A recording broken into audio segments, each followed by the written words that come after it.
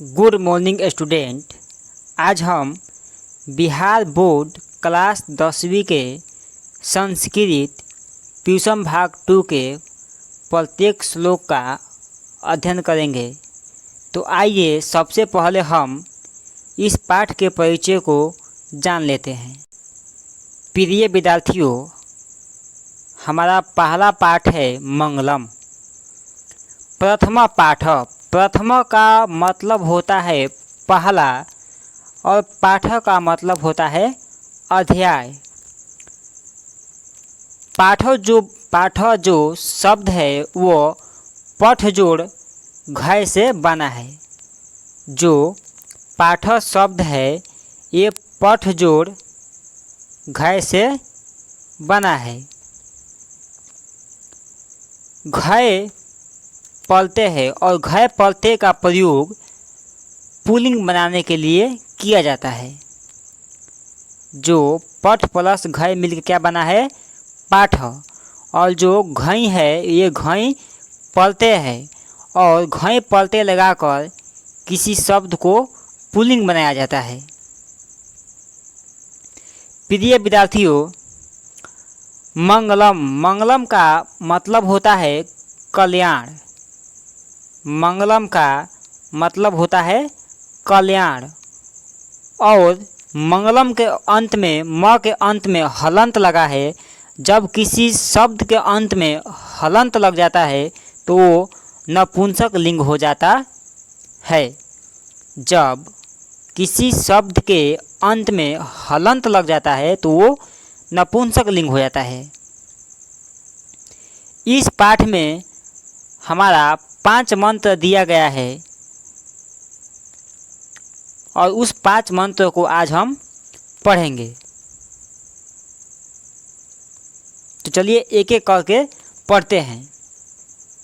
उपनिषद वैदिक वाङ्मयस्य अंतिम भागे दर्शन शास्त्रस्य सिद्धांतं प्रकटयन्ति।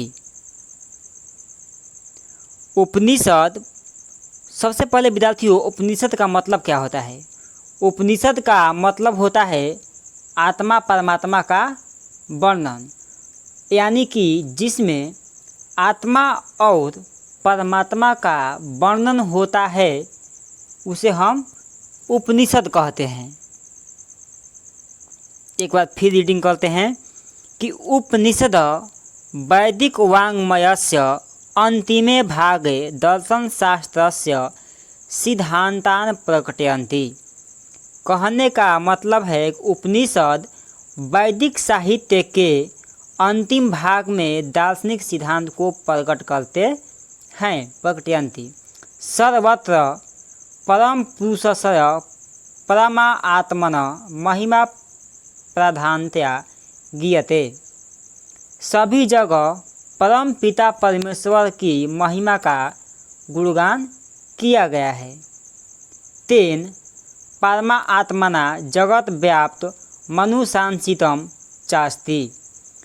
इस संसार का चालन उसी महान ईश्वर के द्वारा होता है। जो इस संसार का चालन होता है, जो पालनकर्ता हैं, वो उसी महान ईश्वर के द्वारा होता है। स एव सर्वेषां तपसां परमं लक्ष्यम। सबका तपस्या का लक्ष्य उसी को प्राप्त करना होता है। कहने का मतलब है कि जितने लोग भी तपस्या करते हैं वो किसके लिए करते हैं? वो ईश्वर को प्राप्त करने के लिए ही करते हैं। अस्मिन् पाठे, इस पाठ में परमा आत्मपरा उपनिषदां पद्य आत्मका 5 मंत्रा संकलिता सन्ति। इस पाठ में उस परमात्मा की प्राप्ति हेतु उपनिषद के 5 मंत्र श्लोक के रूप में संकलित है। अस्मिन् पाठे, इस पाठ में उस परमात्मा की प्राप्ति हेतु या प्राप्ति के लिए उपनिषद के 5 मंत्र दिए गए हैं, जो श्लोक के रूप में क्या है? संकलित है। आइए अब हम पहला श्लोक को देखते हैं। पहला श्लोक है हिरण्मयेन पात्रेण सत्यास्यापिहितं मुखम तत्वं पुष्णन् पावृणु सत्य धर्माय दृष्टि। प्रिय विद्यार्थियों, पहला श्लोक हमारा ईशावास्य उपनिषद से लिया गया है। यह चीज़ याद रखना है, जो हमारा पहला श्लोक है। प्रिय विद्यार्थियों, ये चीज़ छूट गया है, अतः ये आपको याद रखना होगा कि ये जो पहला श्लोक है ये हमारा ईशावास्य उपनिषद से लिया गया है।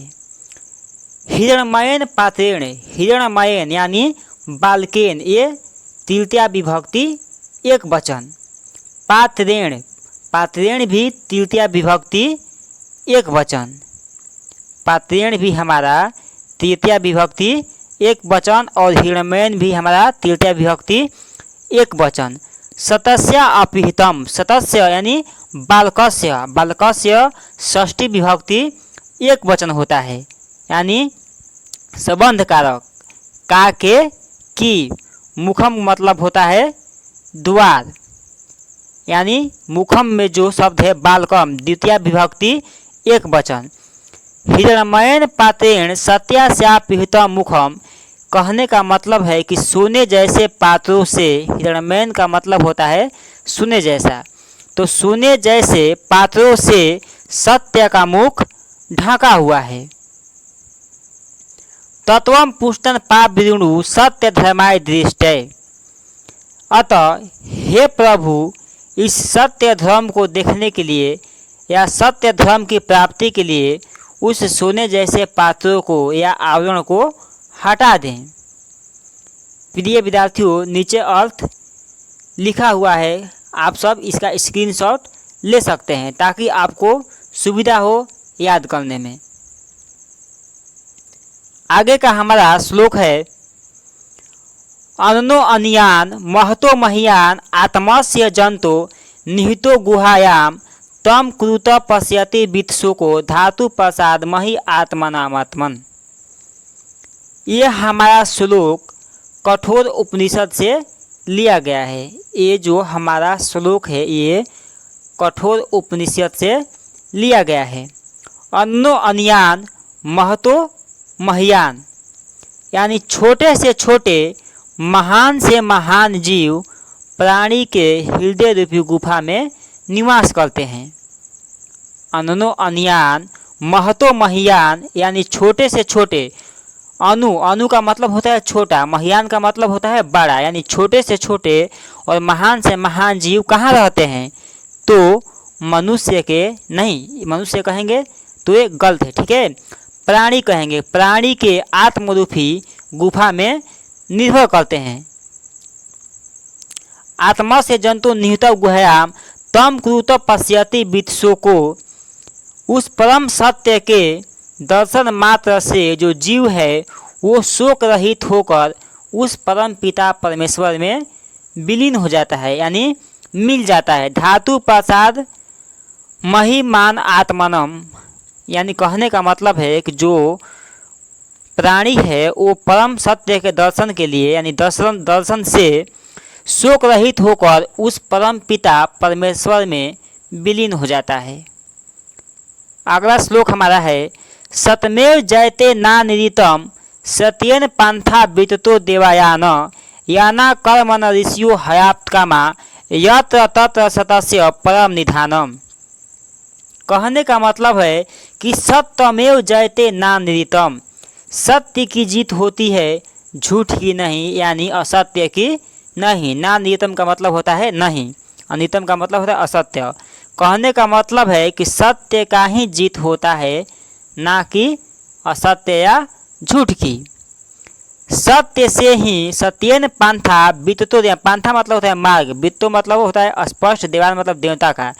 सत्य से ही देवलोक का जो रास्ता है, मार्ग है, वो प्राप्त होता है, यानी स्पष्ट होता है। याना कर्मण ऋषियों हयाप्तकामा, जहाँ ऋषि लोग अपने आत्म कल्याण के लिए जिस सत्य मार्ग का अनुसरण करते हैं, यत्र तत्र सतस्य परम निधानम, अर्थात यही ईश्वर तक पहुँचाने का सरल मार्ग है। एक बार फिर से इनके अर्थों को दोहरा लेते हैं। सत्यमेव जयते नानृतम, सत्य ही जीवित है ना कि असत्य, यानी ना कि झूठ। सत्येन पांथा विततो देवायान, यानी सत्य से जो देवता हैं उसकी मार्ग क्या होती है, स्पष्ट होती है। याना कर्म न ऋषियों हयाप्त कामा, जिस प्रकार ऋषि लोग अपने आत्म कल्याण के लिए जिस सत्य मार्ग का चयन करते हैं, अनुसरण करते हैं, अर्थात वहीं ईश्वर तक पहुंचाने का सरल मार्ग होता है। ये हमारा जो श्लोक था ये मुंडको उपनिषद से लिया गया था। ये जो हमारा श्लोक था ये मुंडको उपनिषद से लिया गया था। अगला श्लोक देखते हैं। याथा नद शयन मना समुद्रे अस्तम गच्छन्ति नाम रूपे विहाय, तथा विद्वानम नाम रूपवाद विमुक्त प्रतापरम पुरुष मुपैति दिव्यम।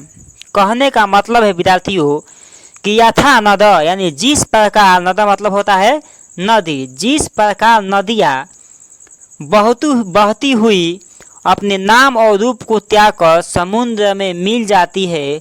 शयन माना समुद्र, समुद्र का मतलब होता है समुद्र, यानी जिस प्रकार नदियाँ जो है वो बहती हुई अपने नाम और रूप को त्याग कर समुद्र में मिल जाती है, उसी प्रकार विद्वान भी अपने नाम रूप को छोड़कर या त्याग कर उस परम पिता परमेश्वर की प्राप्ति करते हैं, यानी प्राप्त कर लेते हैं।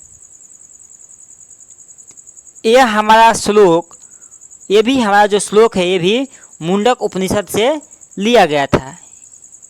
ये भी जो हमारा श्लोक है यथा नद, ये भी हमारा मुंडक उपनिषद से लिया गया है। आगे का श्लोक देखते हैं। वेदाहमेहतम पुरुषम महांतम आदित्य वर्ण तमसा परस्तात्, तमे विद्वती मृत्यु मेति न्याय पांथा विधते अन्याय। कहने का मतलब है कि मुझे ही महान पुरुष या परमात्मा जानो। वेदाहमेतम पुरुषम महानतम, यानी कि मुझे ही महान पुरुष या परमात्मा जानो, जो प्रकाश स्वरूप में अंधकार के आगे है, यानी आदित्य वर्ण तमसा परस्तात्, जो प्रकाश के रूप में अंधकार के आगे है, उसी को जानकर मृत्यु को प्राप्त किया जाता है। यानी उसी सत्य को, उसी प्रकाश को समझकर मृत्यु को जो है वो प्राप्त किया जाता है, अर्थात इसके अलावा कोई दूसरा मार्ग नहीं है। न्याय पांथा बीते अन्याय, अर्थात इसके अलावा जो है वो दूसरा कोई मार्ग नहीं है मोक्ष प्राप्त करने के लिए। इसलिए आत्मज्ञान के बिना मोक्ष की प्राप्ति संभव नहीं है। कहने का मतलब है जब तक आत्मा का ज्ञान न हो, आत्मा और परमात्मा की ज्ञान न हो, तब तक प्राणी को यानी जीव को मोक्ष की प्राप्ति संभव नहीं, यानी मोक्ष मिल ही नहीं सकती है। प्रिय विद्यार्थियों, हमारे जीवन में संस्कारों का होना अति आवश्यक है। इसलिए आप लोग हमेशा संस्कार में जीवन व्यतीत करिए, क्योंकि संस्कार से हर चीज़ संभव है और असंस्कार से संभव तो है बट वो लायक नहीं है। इसलिए आप सब हमेशा धर्म और सत्य के पक्ष में रहिए, क्योंकि सत्य पराजित कभी नहीं हो सकती है। प्रिय विद्यार्थियों, उम्मीद है कि ये वीडियो आपको पसंद आई होगी। अगले पाठ में हम इनका प्रश्न उत्तर भी लेकर आएंगे। प्रिय विद्यार्थियों, यद्यपि हमारी दी हुई शिक्षा से आपको संतुष्टि हुई हो तो कृपया आप मेरे वीडियो को लाइक और सब्सक्राइब जरूर करें। प्रिय विद्यार्थियों, थैंक्स फॉर वॉचिंग।